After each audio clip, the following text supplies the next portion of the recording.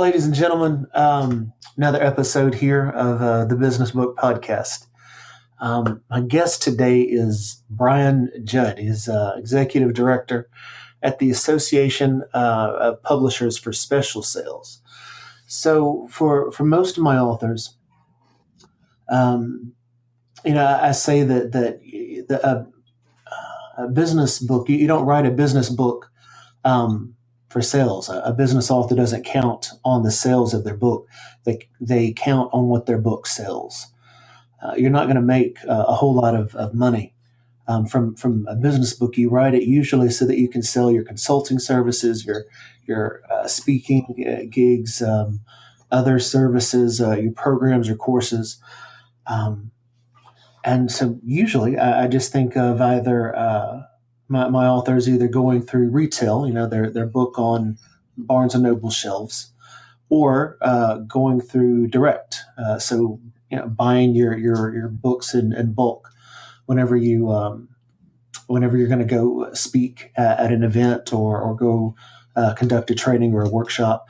So I was pretty fascinated whenever I came across Brian Jud. Brian, I think I found you through Book Baby's newsletter. Book Baby had a newsletter.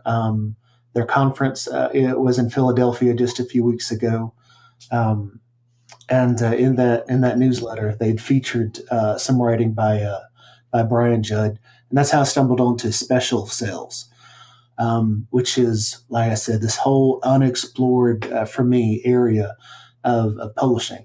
So why don't Brian, instead of me trying to explain what I understand, why don't I just give you the microphone and you tell us, what are these special sales? Why do we need a whole association of publishers for specials?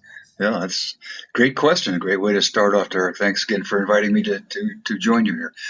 The special sales is non-bookstore marketing, selling books to retailers, non-retailers, companies that use books to resell or use books as promotional items. But the idea is to sell it in places other than bookstores. And that's the basic definition of it. And it can be for business books, self-help books, art books, photography books, health, travel, whatever the topic may be. There's an audience for that outside the bookstores. And actually, Derek, that market is larger than the trade market, than the bookstore market. There's more books are sold outside of bookstores than in bookstores. And even whether it's online or even with the advent of Amazon and the Barnes and Noble independent stores, the books have been sold that way for a long time, but just very few, I shouldn't say very few, but outside the top publishers of the Simons and Randoms of the world, it's not a market that people approach. They aren't aware of it or don't know how to get into it. So that's what I have devoted my career and the association to do, to help people or do it for them, and just to make them aware of the vast opportunity of book sales outside the bookstore market. This could be just in the U.S. When you open it up to the world, then it becomes even much larger. So whenever I think about the places I bought books that were not in bookstores or directly off of Amazon, I guess I'm thinking about Sam's or some of the other warehouse stores. I've bought a couple of books there before. Whenever I travel, if I go to a museum, I always like to buy a book there at one of the museums. I guess I've even bought a couple of books from, say, Walmart or a grocery store. But what we're talking about here with special sales, it includes that. But Sure. From what I was reading, it goes way, way beyond that. Give us a couple of examples of what that of what those niches, what those kind of micro markets or those unexplored giants look like. Sure. The retail sector includes many of those which you just mentioned. There are supermarkets, airport stores, pharmacies, the discount stores, warehouse clubs, museums, the zoos, specialty stores. If you have a book on photography, you might go to a camera shop, for example, have them sell it there. The non-retail part would be corporations and associations and schools and the military and government agencies that buy books in large quantities. And Derek, the real benefit of the non-retail is that the books are generally non-returnable. And so you can sell X thousand books on a non-returnable basis. It's a lot more profitable than selling books in the retail sector. I tell people that if they want to sell 10,000 books through retail, you have to find 10,000 people to each buy one.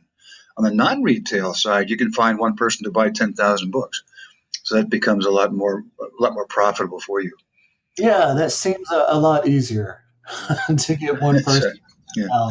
Yeah. Now you mentioned all those different places in which you purchase books, and it's really a good place to start in the sense that I always tell my clients and others to start in this whole process by defining your target reader. Who are they? Where do they shop? If they're business travelers and maybe want to be in airport stores, if your content is for parents, they maybe want to shop in or have your book in supermarkets or Target or Walmart if they're on a budget. And so some people say, well, the primary buyer of my book would be women. Well, is it women who are just starting a family? Is it career women that are traveling a lot? So once you define your reader, then when you find out where they shop, then that's where you want to have your books. If they go to libraries, and you want to have your books in libraries. And what I do, I tell people to look at their book. First of all, you define your target. Now, second, define your book. And that may sound odd, but I think you'll sell more books if you stop selling your books. In the sense that people don't want to buy, they want to buy pages, with print on it. They want content, they want information, and they want to lose weight, they want to gain weight, they want to gain money, they want to be healthy, they want better relationships, and that's what they're looking for, that information. So what you need to do is present that information. What I make the analogy to Arm & Hammer baking soda. Sounds odd, but how is that used? In recipes, as a deodorant, as a toothpaste, as putting out fires, and put it in refrigerators to keep them fresh. It's the same product, and it's people use it in different ways. It's the same as your book. Retailers use your book to increase their store traffic or to become more profitable, to increase inventory turns. They don't care about selling your book. If your book doesn't do that for them, they'll replace it with something else that does. So the idea is that you want to define the content so you know who will be interested in your content. I sold, for example, I wrote a series of books when I first started out in my career. I wrote job search type books, and I sold those to I thought about who needs the content, who needs information about how to get a job. People who are unemployed don't go to bookstores because they don't have the money to spend for books, so they go to libraries. Then I went to colleges, and I thought I sold books as a textbook, sold it to alumni associations, and used it as a fundraiser. I sold it to, I thought, who wants a college student to get a job more than the student does? Well, the parents.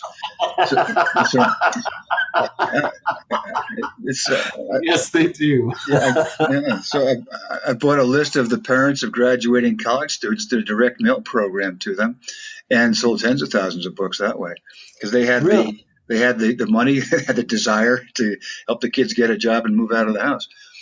So, and there's just different ways of doing that. I had it translated into Spanish because there was no job search information for the Hispanic marketplace at the time. Then I sold it to state governments and sold it to corporations. When they were laying people off, they gave the upper management people outplacement help, but those in the general line didn't get that. So they gave them a packet of my books and videos.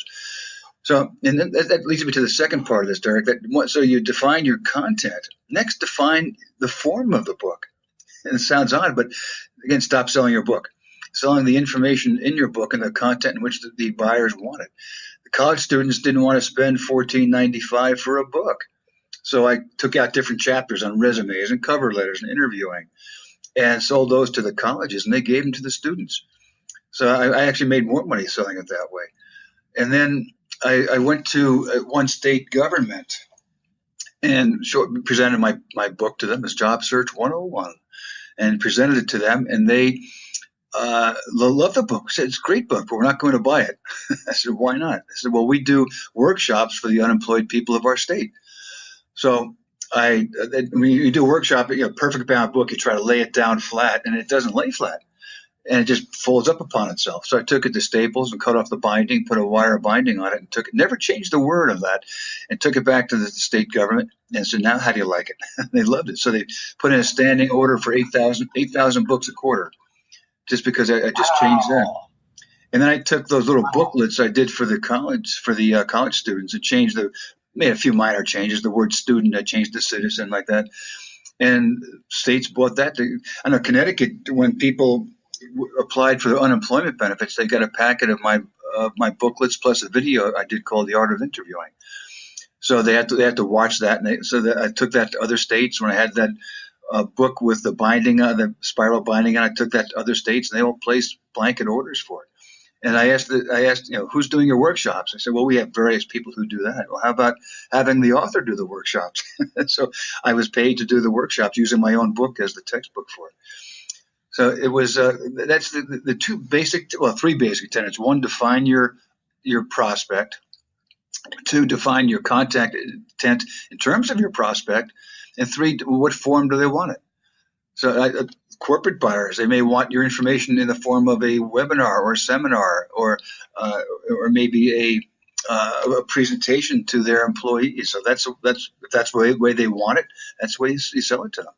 So the basic tenet, when you sell it to the retailers, primarily they want obviously a physical book, but they may want it in a different format, or when you're presenting a book to an airport store or to any retailer, they almost exclusively work through a distributor. It's just like selling books to bookstores.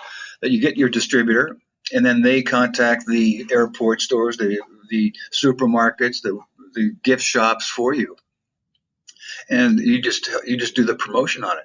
So most people start out there, actually, because it's just like they're used to that. In many cases, their distributor already sells to some of these outlets, so they're getting that distribution in place. And then they can do the social media, they can do the radio and TV shows to stimulate the sales through these outlets. Because the retail sales through a bookstore, you get a distributor. The books are on the shelf 60 to 90 days, and if they don't sell, they're taken off. You get paid in 120 days, and the books are returnable if they don't sell. It's the same thing with an airport store, with a supermarket, or with a gift shop. If it doesn't sell, they send it back, and so that's why your promotion is so important. On the non-retail side, it's just the opposite. You can sell large quantities non-returnable, but it's a different way of looking at it. So that's there are very, very many similarities to selling through a bookstore, and there are a lot of differences. And the way that you can sell more is to perhaps start off with the similarities and do the retail part of it. And then as your sales increase, then go through the non-retail retail part. So it's I guess I'm repeating myself here, but there are not a lot of differences, and there are many differences depending on how you approach it. And it works for fiction or for nonfiction, and it's just a great way to sell books. And it's something that if people really look at it and find out how to do it, there are vast opportunities to increase the sales and revenue and profits of your book sales.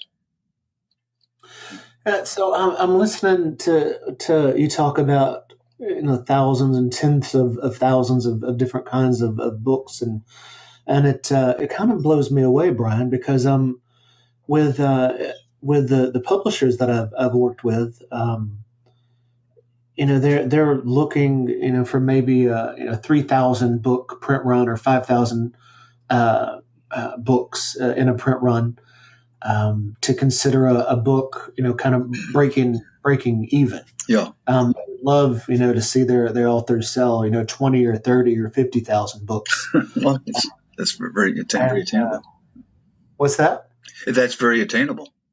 I think it takes a lot of work for that. A sale may take a year or two to consummate, but it can be done. For example, Derek, we had a book. One of my clients had a book about eating well through cancer. There's a book about for people going through chemo or radiation, different recipes they could prepare to help them go through these treatments as healthily as possible. So we went to a pharmaceutical company, and the company was making these chemicals, the products for these treatments. And they bought 32,000 copies of it just they put their logo on the cover and gave it to the doctors who were using their products. And the doctors gave it to their patients. So it was the sale was made to the pharmaceutical companies, but and they gave it away, and everybody benefited from that. So that's how a book could be used in large quantities. We had a book that was one company. Here's another example. What do you do when you sell to non-retail? You're helping them solve a problem. You're not actually selling your book. Again, you stop selling your book. You solve the problem. For example, one company wanted to increase the awareness of healthy lifestyle among its employees, because their objective was to reduce their health care costs, to reduce absenteeism, and increase productivity. They had 10,000 employees. So what we did was went to them and got a book on walking. And then so all 10,000 employees in month one got a book on walking. On month two, they got a pedometer. Month three, a journal to keep track of their exercise. So we helped that company solve their problem of they reduced their health care costs, they reduced absenteeism, and they hired the author of the walking book to be a spokesman. They paid him to fly around the country and speak to the different locations of the company about how to increase that your healthy lifestyle and all the benefits of it. So it took a couple of years to consummate that sale, to put everything together. But you get an order for 10,000 books. It's worth the effort. So the sales can be. There are many other examples of that. Of the different types of books that we had, or that can be sold through these non-retail sectors of it. And the companies for that walking book, the company actually we put in a tip-in page of the president of the company, wrote out a little note about the importance of a healthy lifestyle. So it was customized in that way, and the companies pay for that kind of customization. And another point that you made that you said some publishers will print X thousand books in advance. And that's another benefit of this. You don't have to print any books until the sale is made, because they may want to add their logo to the cover, or they may want to put in a tip-in page or make some kind of a customization to it. And requires a total separate print run. So you don't have to carry inventory like this. Well, you do for the retail sector, obviously. The distributors will take some books to keep in their inventory to resell. But on the non-retail side, you don't have to print any books in it. Matter of fact, I recommend you do not print any books in advance, so you can customize them. So it's again a totally different way of selling. It requires a different mindset and a little bit of ingenuity, a little creativity to come up with this. But the basic premise is to find out who could use that information in your book, and then you pursue that angle. So that's the way to increase your sales significantly. And it takes some time. You have to work at it. Or on the distribution, on the retail side, you don't have to take time out of your day job. You can still have that, but you just do the promotion of it. You say you work with your distributor to sell the books for you. So there are ways of entering the special sales segment without having to quit your day job. Let me ask you two questions in there, Brian. So one, you just talked about distributors. So question number one, talk about doing that, getting in with the distributors who can turn around and sell your book into some of these other places. And then on the side, excuse me, or the second question is talk about maybe for example, going to the government and having them, purchase 8,000 of those books every quarter. How do you after you identify these are some places where we think people might buy these kinds of books or could use this kind of information? What you just pick up the phone, you start tracking down their email addresses, just use a little bit of what do you call it, leather on hitting the pavement. True leather. Yes, that's right. Sure. Yeah. Probably all the above, and different kind. That's the beauty of this, Derek. That it's different. It's fun. It's requires creativity. But so I'm going to go through your questions. The two questions. One about distributors. How to find distributors. Talk to your distributor for your bookstore distributor first. They may that distributor may already have access to these other retailers and maybe already selling to them. In most cases, they're probably not, but at least it's a good place to start. And then there's a company called Reader Link, one word, readerlink.com. And then they distribute to many of these discount stores, warehouse clubs, supermarkets. There's CIMAC Sales. They're in Canada, but they do a lot of distribution of books in Canada and the U.S. There's a website called greatrep.com. There you can actually for gift shops, for example, and they'll have they have a place on their website of lines available, so you can just have your book cover there with a description of it, and these people go through there. If they're looking for new lines to carry, they'll go there and they'll contact you if they think that they can sell your book to these retailers, to gift shops. There is choicebooks.org, and they sell to supermarkets, pharmacies. Hudson will sell at more of the airport stores. Ingram sells to airport stores. You have those are probably the top ones for that. So those are the. Just trying to think of some others that you might. But if you get Reader Link, CIMAC, Hudson, Choice Books, Great Rep, you'll have a lot of. They'll be those top distributors. Or if you go into national parks or to museum gift shops, museum gift shops or aquariums and zoos, if your content is appropriate for kids or for those on those topics, then you go to Event Network, and they run the gift shops in these museums and zoos. And if you have a book for national parks or state parks, go to Eastern National for the Eastern Parks and Western National Parks Association for those west of the Mississippi. And their websites have lists of all the parks and actually the gift store, the buyers. You can actually connect to the gift store buyers. So that leads into your second question about how do you find these people. If you want to do it on your own, you can go to the websites, find the parks, and go there. But there are other sources of how to make the sale. One for corporate sales. There's a website called manta.com, MANTA.com. And that lists all businesses. So it's you go there and you can sort it by industry, sort it geographically, and find those that are in your city. And it gives you the name of the person to contact, email address, phone number, mailing address. They'll link to their website, so you can find out a lot of information. What I do, you asked about the process. Once you have this contact information, what I do first, Eric, is call, make a phone call to find out, is that person still there? And the information on Manta may be old, so you want to check to make sure that the prospect to whom you're calling, the marketing manager, the HR manager, make sure that person is still there. And it's, in many cases, when I call for my clients or for myself, that the receptionist will say, "What's the call about?" "Well, I want to talk to Derek about my book and purchasing my book." Boom, you go right to Derek's voicemail. And so first thing, have a good voicemail message. But what I found, what I do now is the receptionist will say, who'd you like to talk to? I'll say, "Well, please transfer me to accounts receivable." And, "Hello, accounts receivable.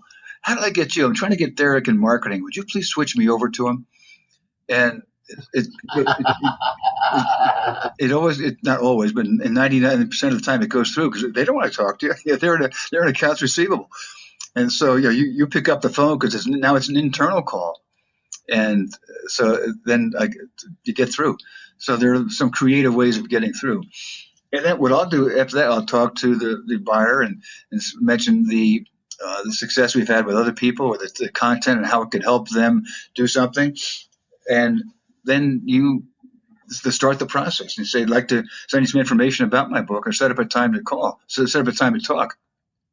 Because what you want to do is you want to find out what those pain points are. Like, for example, with that 10,000 book order, we found out, we asked the buyer, if you were to hire somebody today as your assistant, what would you want that person to do in the first 90 days?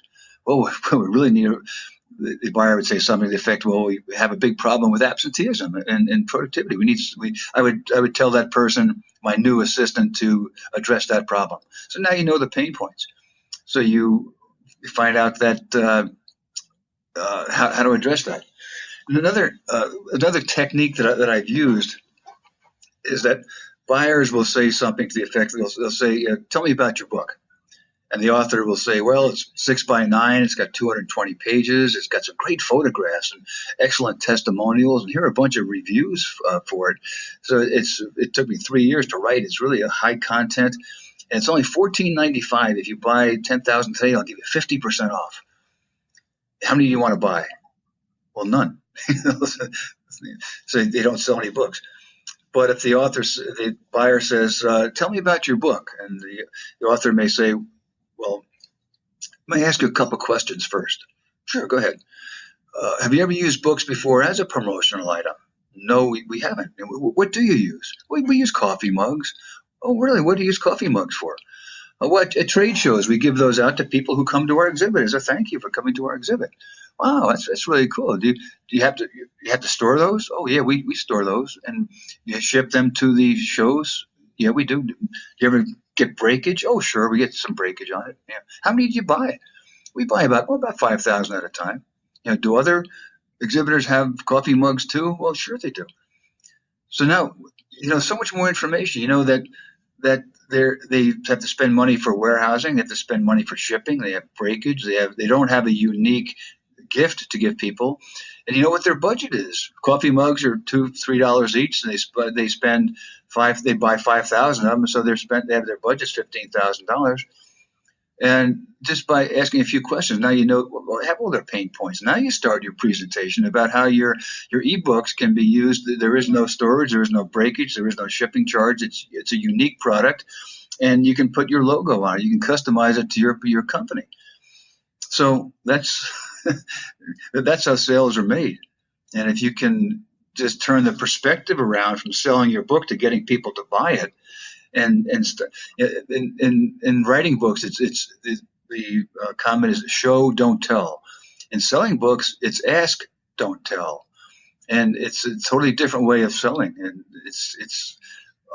it's getting the prospect to buy instead of selling it to them. But you do that based upon your content about your form. So you're not selling books; you're selling the content they want in the form of an ebook. It's not a print. They don't want to print a book because they have to store that and ship it, and they're trying to minimize their costs.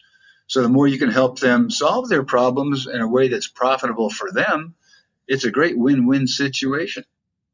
So that's why I train people to do that, or I do. We have a program which we can do that for them. But it's something that it's you can't just pick up the phone and say you want to buy my book. You've got to do some research into it, and it's a process that you make the initial contact, you get the information about what they're trying to accomplish.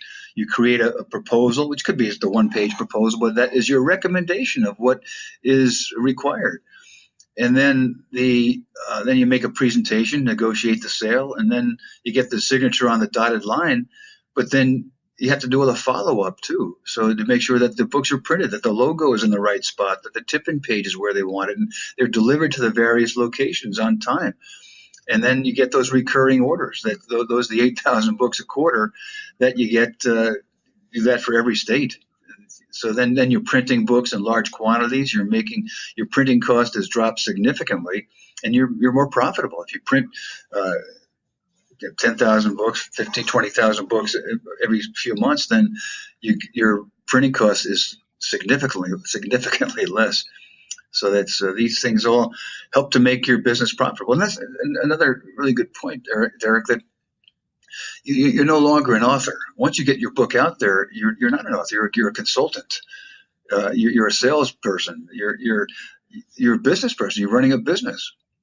I was in the corporate world for a number of years, and I got laid off my job. That's how I started in publishing business, writing my books. And I made that transition from an author to starting my business and selling it. And it's something that I had to sell it in order to grow my business. And I grew the product line. I wrote several books about job search topics. One thing, for example, with Job Search 101, I lived right near New York City, and there's at the time CBS 101 was the highest rated job morning drive time radio show. So I called them up and said, I'll give you 10 books of Job Search 101 to give away on CBS 101. And they said, fine. So I said, can I be on your show?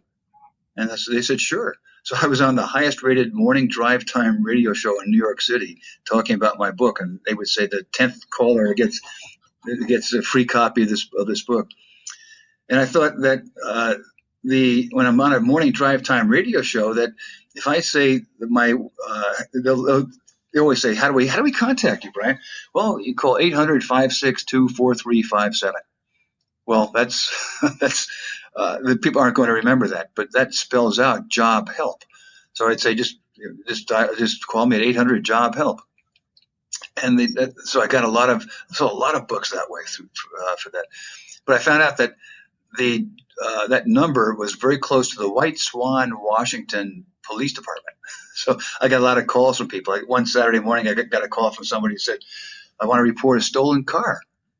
And I said, I'm sorry, you got the wrong number. Oh, just my luck. My car was stolen. I lost my job. Oh, you lost your job. I can help you with that.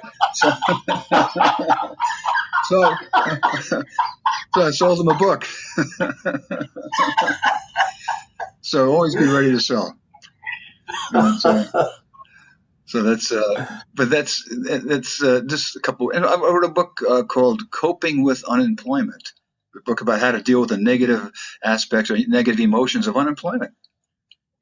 And it was a great book, as you might know, but it's something that did not sell well in bookstores because people didn't want to be seen buying a book called "Coping with Unemployment." So I found a catalog called, at the time, it was the Brown Wrapper Bookstore. And they sold non-pornographic books that people did not want to be seen buying, or non-pornographic products. And I sold a lot of books that way because people wanted the information, they wanted the content, they just didn't want to be seen buying it. So that's another aspect of it. You can sell books through catalogs, through these third-party companies like Collective Books. Used to be Books Are Fun, where they'll set up displays in schools. And schools may use your book as a fundraiser. So they'll contact daycare centers if your book is appropriate for preschoolers, or they'll set up displays in corporations so that people can buy books there, or set up displays in teachers' lounges. So they do selling for you. So you don't have to just go to the retail stores. You can go to these the book clubs. There's a company called Reading Group Choices that sells books to reading groups around the country. That might get 5 people here. They read the same book every month, and they meet and talk about the book. Or 10 people in this state, or 15 people in this area, and 20 people in the state. And to find those would be difficult, and to sell 5 books at a time is more time-consuming. But this Reading Group Choices has lists of these. They send out a catalog quarterly. So if you have a fiction book, or particularly, or nonfiction book that would be appropriate for one of these reading groups, then they'll buy X thousand at a time from you, and then they send them out to these 5 at a time here, 10 at a time here. So that's another way of getting your books out to people, having somebody else do all the distribution, all the shipping charges for you. And so they buy books from you in one large quantity, and then Collective Goods will do that. Reading Group Choices, the catalogs, book clubs. There are so many other ways of, and the book clubs don't have to be a major book club, book of the month club. It could be a military book club or children's book club. And so you have the corporations, you have schools, you have the military buys a lot of books. And Army Air Force Exchange Service online, they have a books category on their website. So the Navy Dash Next buys books for the sailors on board ship. So there are ways of getting to the military. So just come up with, again, going back, who's your target reader? In the military, they're not just buying books on military history. They're buying books for children about how to deal with frequent moves and changing schools every 2 years. Or I sold a lot of books to the military on how to get a job. That they the people, the spouse of the military person changing career or changing jobs every couple of years, or the military person leaving the military and getting entering the civilian life. They want to find out how to get a job. So I sold a lot of books to the military, a lot of job search books to the military. I got a call one time from a prison librarian, wanted to buy my job search book. I said, why? I didn't say why, but why? So he said, we get a lot of people, a lot of prisoners, when they are released from prison, have to enter the job market. So we want to make sure they're trained how to get a job. And I never would have thought of that. So I sold 1,500 books to other prison librarians. And so it sold a lot more. They kept getting stolen. But it's, yeah. So so you have libraries, niche libraries, not just the public libraries. Look at these niche libraries, the law libraries and children's libraries, religious libraries, prison libraries, and also associations buy a lot of books. They may have a bookstore on their website. What we found is that you go to an association, if your content is appropriate to their mission, you can join them in what's called cause marketing, where they may put a link to your website on their website or allow you to use their logo. But then you go to the membership chair.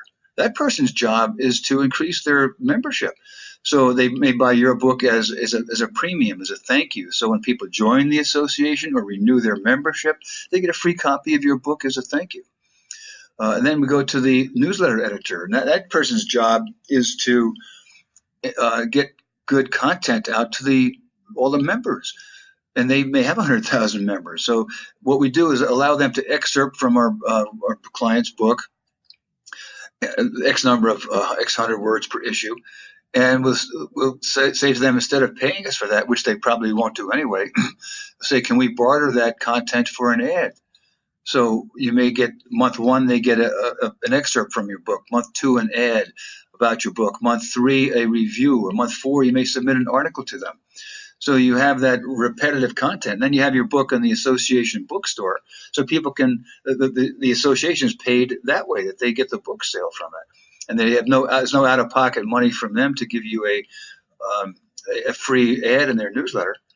So that's just ways of getting. They're distributing your content directly to the people who can buy it and buy your book, and just a great way to sell a lot of books. You can sell books to the meeting chair, membership chair, as in large quantities, all customized, non-returnable.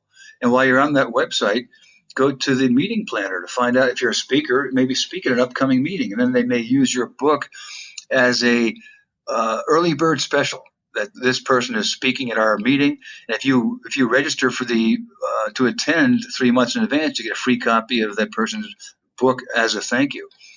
So those are ways of getting that, again, non-returnable sales to the associations, at the back of the room sales, but you have them doing that for you. Brian, if we had another hour, I'd love to hear more stories about prison libraries. That's a fun thing. But in the last few minutes that we have, could you tell us a little bit about the Association for Publishers of Special Sales, sure, as well as Book University, which I just find the courses on there just so chock full of information. Sure. I took over SPAN, the Small Publishers Association of North America, 5 years ago. We're having our 5-year anniversary in January. But I wanted to change the whole mission of it. So I changed the name to the Association of Publishers for Special Sales. And it's apps. We just call it apps, APSS. That's apss.org. And just changed the whole mission to non-bookstore marketing. So we get people that are interested in selling their books, as we've just been talking about for the last half of 40 minutes. So that is that information. So we have webinars. We have information on our website about how to do that. We have recommended suppliers for helping you do that.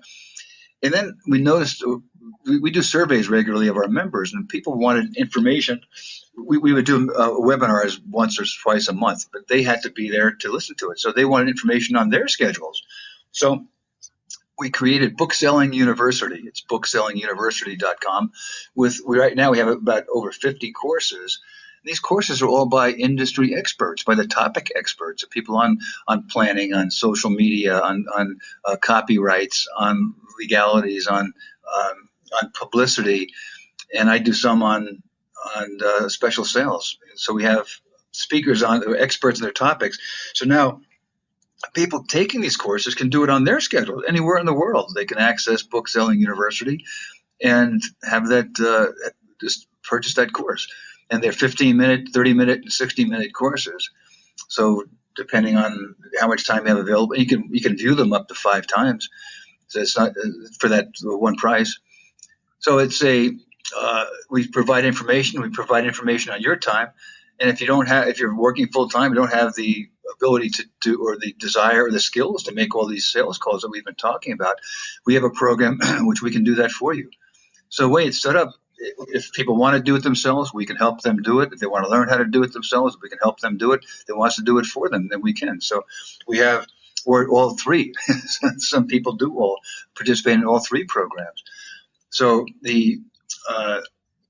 what I'm trying to be, what I have done with the association is provide the access to these. Well, first of all, information about what special sales is, so people have that recognition of the opportunity, and then provide them access to the retailers, the non-bookstore retailers or the non-retailers, the catalogs, everybody who can help them sell more books. Our objective is to help our members just become more profitable and become sell more of their books more profitably to these non-bookstore buyers. So we help them, make it as easy as possible for them to do so. That was my objective, and we've been doing that for the last 5 years and intend to do it for long term in the future. We're really the only association in the country, perhaps the world, that has as their primary mission non-bookstore marketing, and that's our point of difference, our unique selling proposition, our unique value proposition. So it's bookapss.org, or information about my program is bookmarketing.com, and or Brian Jud at bookmarketing.com or 800 Job Help. I still have that phone, Derek. I just try to make it as easy as possible for people to get in touch with me, and once we're in touch, as easy as possible for them to increase their sales in the ways in which they want to do it. So that's my theory of helping people make more money in this business. Well, anybody who helps us make more money, we love them. So you have our love. Well, that's good. All right, Brian. This has been a whirlwind tour of, as you put it, or as you pointed out, the market for books. It's actually bigger than the market for in retail bookstores. Most books are actually sold outside of bookstores, not inside, which is fascinating for a bookworm like me. So I appreciate you coming on. My pleasure, Dirk. And can't wait to learn more from apps as well as Book Selling University. I'm joining both. Okay, thank you very much. My pleasure, Brian. Thank you again. You're welcome. Thank you.